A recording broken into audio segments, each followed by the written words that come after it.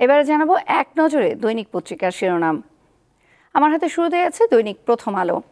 তাদের প্রধান শিরোনামে আছে সড়কে দুর্নীতি, নেপথ্যে কাদের সহ প্রভাবশালীরা। সড়ক সেতু নির্মাণ ও মেরামতে 12 বছরে সড়কে প্রায় 83,000 কোটি টাকার কাজ হয়েছে 15টি প্রতিষ্ঠানে।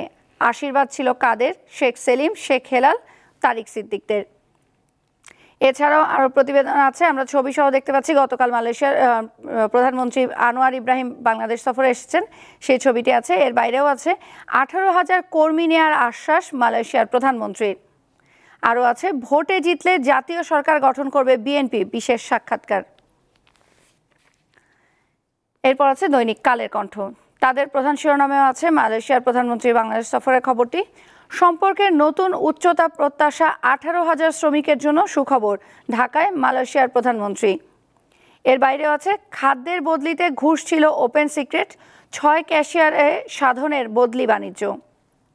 আরও আছে আজ প্রধান উপদেষ্টার সংলাপ, আলোচনায় প্রাধান্য পাবে রাষ্ট্র সংস্কার ও নির্বাচন প্রসঙ্গ।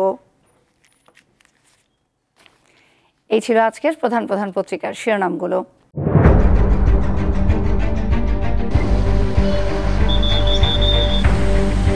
পুরো ঘরে আমার মালামাল সহ একবারে চাপা দিয়ে লইয়া পুড়ে গেছে। এটা মুখে বললে যাবে না যে রাস্তা কতটুক দিয়ে ভাঙছে। 200 বছর আগের ঐতিহ্য মাটির ঘর ছিল, ওই মাটির ঘরগুলো একবারে ভাঙ্গা নিচে পড়ে গেছে। মানুষের তো অসহায়, করার কিছু নাই।